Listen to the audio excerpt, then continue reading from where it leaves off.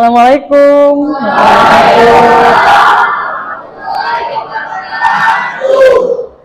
Apa kabar hari ini?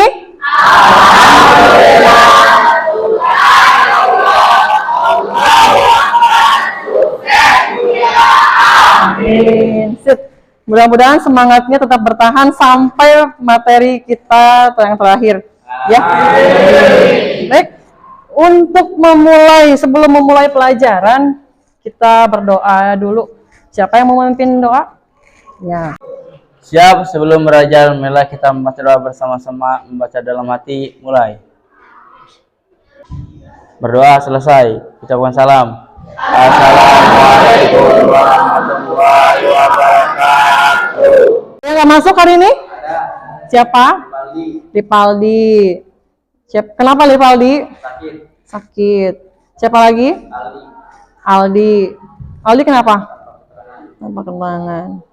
Baik anak-anak, sebelum memulai ke materi, Ibu mau bertanya dulu. Karena materi kita hari ini terkait dengan pengurusan jenazah. Untuk pertemuan pertama, kita fokus membahas memandikan jenazah. Ya, jenazahnya bisa perempuan, bisa laki-laki. Ya. Kemudian nanti kalian Ibu bagi kelompok, masing-masing kelompok mempresentasikan, kemudian mempraktekkan memandikan jenazah yang baik, yang sesuai dengan syariat Islam. Tapi sebelum itu, Ibu mau bertanya dulu. Siapa di sini yang sudah pernah memandikan jenazah secara langsung? Gimana, Bu? Ketika saya memandikan jenazah, saya merasa agak takut karena baru pertama kali memandikan jenazah. Dan saya terpikir saat memandikan jenazah, saya memikirkan tentang akan kematian. Kematian siapa tuh? Kematian diri sendiri. Ya, gitu. Bagus pertanyaan jawaban dari Hairudin. Jadi katanya Hairudin pernah memandikan jenazah secara langsung dan dia terpikir akan kematiannya sendiri. Jadi memang betul bahwa kematian itu kan pasti kepada siapa saja yang hidup. Ya kan? Tapi untuk waktu, keadaannya, ketika kita dicabut nyawa, kemudian di mana tempatnya, itu yang masih misteri. Ya. Jadi seharusnya kita persiapkan diri kita untuk menghadapi kematian. Karena sesungguhnya manusia yang hidup itu tinggal menunggu waktu mati. Gitu. Di sini kita hidup itu untuk menunggu mati, sebetulnya seperti itu. Ya. Nah, untuk memahami materi pada pertemuan kali ini, silakan nanti dilihat, dicermati, ya. Nanti video yang akan Ibu tampilkan. Nah, baik anak-anak, ini adalah video materi penyelenggaraan jenazah yang akan kita bahas. Yang pertama, ini adalah kompetensi dasar, kemudian tujuan, dan praktek yang nantinya akan kalian laksanakan pada kesempatan kali ini secara berkelompok. Nah, ini adalah subbab materi yang akan kita bahas untuk hari ini dan yang akan datang. Nah, kemudian hal-hal yang harus diperhatikan. Nah, ini pada saat memandikan jenazah, ini merupakan pertemuan kita yang pertama. Jadi kita fokuskan untuk membahas tentang memandikan jenazah. Nanti minggu depan, pertemuan kedua, kita akan membahas materi tentang mengkafani jenazah. Nah, ini proses memandikan jenazah. Nah, pihak-pihak yang berhak memandikan jenazah. Yang pertama, jenazah laki-laki. Nah, yang berhak memandikannya boleh laki-laki, boleh wanita asal istrinya. Jika tidak ada laki-laki atau istrinya, maka jenazah boleh ditayamumkan. Nah, untuk perempuan silahkan dilihat. Anak-anak juga, ya. Jika perempuan, yang memandikannya itu adalah kaum perempuan. Boleh laki-laki asal suaminya. Kemudian jika tidak ada perempuan atau suaminya, maka jenazah boleh ditayamumkan. Ya. Nah, ini adalah syarat-syarat jenazah yang dimandikan.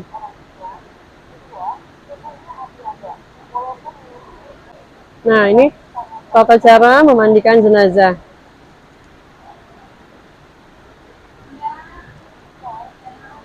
Nah, ini.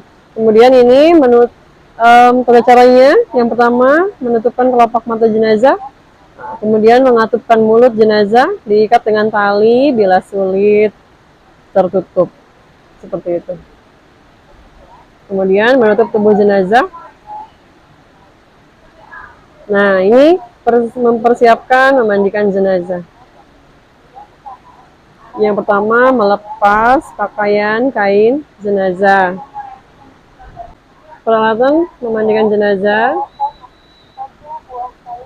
Ya. Kemudian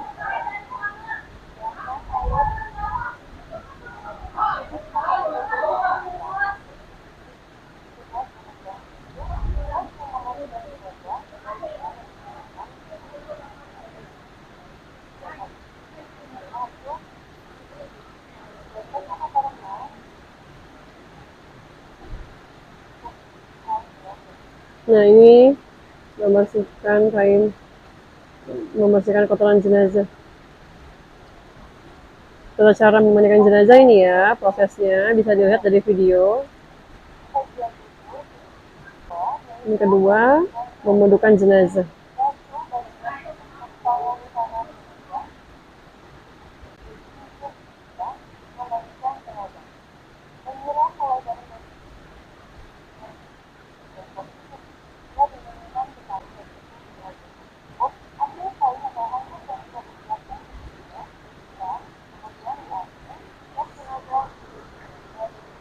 Baik anak-anak, setelah tadi menonton video yang sudah ditayangkan, kemudian tadi sudah ditayangkan tentang indikator, kompetensi dasar, kemudian tujuan pembelajaran kita hari ini, dan terakhir kita akan mempraktekkan bagaimana cara memandikan jenazah yang baik sesuai syariat Islam.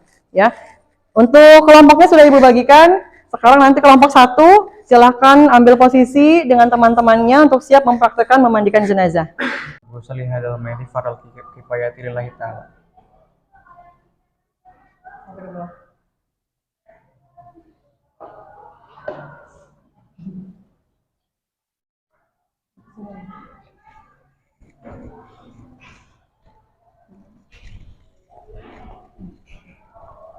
Angkat.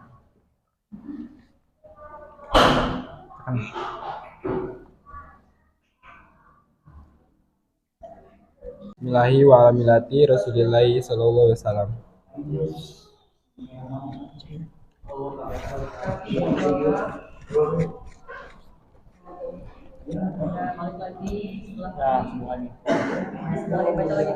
Bismillahi wa ala millati Rasulillahi sallallahu alaihi wasallam. Kakinya ini. Sobat tuh.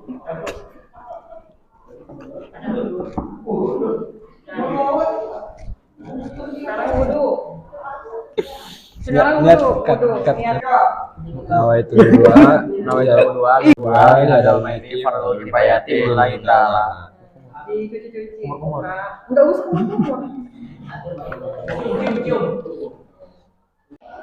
Oke, baik. Di sini saya akan membuka sesi tanya jawab terkait yang tadi. Ada yang mau bertanya?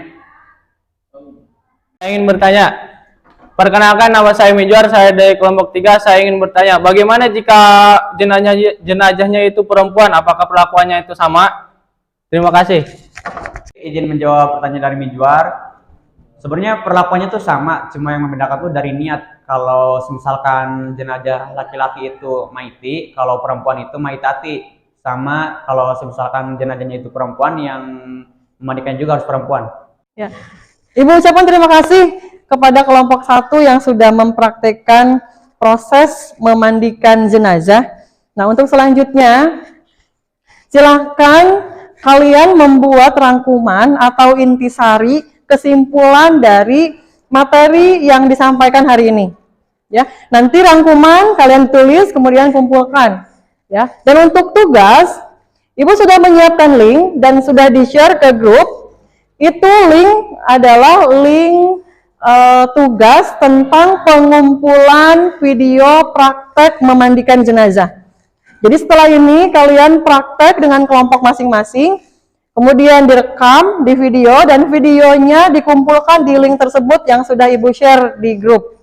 Ya. Nah, untuk selanjutnya, jika ada hal-hal yang ingin ditanyakan, silakan. Izin bertanya. Nama saya Nadine Dalmafira dari kelompok 4. Izin bertanya bagaimana cara memandikan jenazah apabila jenazah itu badannya tidak utuh. Contohnya karena korban kecelakaan atau sebagainya. Bagaimana cara memandikannya? Terima kasih. Ya, pertanyaan yang bagus. Jadi bagaimana jika kita berada pada situasi kita menemukan jenazah korban kecelakaan yang kondisi badannya itu sudah tidak utuh lagi. Potongannya ada, potongan badannya ada, tapi keadaannya hancur, misalkan. Ya, kira-kira bagaimana cara memandikannya? Ya, caranya cukup kita mandikan bagian tubuh yang ada saja, ya. Dan itu tidak perlu digosok-gosok seperti layaknya kita memandikan orang yang badannya utuh, tapi cukup dibacakan niat, kemudian disiram dengan air 3 kali, cukup. Dan untuk nanti ketika mau diangkat atau dipindahkan, ya, sebelum dikafani, bagian tubuhnya dimasukkan ke plastik. Untuk apa tujuannya? Jadi plastik itu untuk membungkus bagian tubuh mayit yang terpisah, artinya yang hancur, supaya nanti tidak membasahi kain kafan, tidak darah-darahnya atau air-airnya itu tidak merambas ke kain kafan, begitu ya. Jadi cukup memandikan potongan tubuh yang ada saja. Jika semuanya hancur, maka cukup disiram dengan air dan disertai dengan niat tentunya. Ya, itu. Terima kasih Nadine. Ya. Baik anak-anak, mungkin itu saja materi pada pertemuan kita hari ini. Kurang lebihnya Ibu mohon maaf, Ibu akhiri. Wassalamualaikum warahmatullahi wabarakatuh.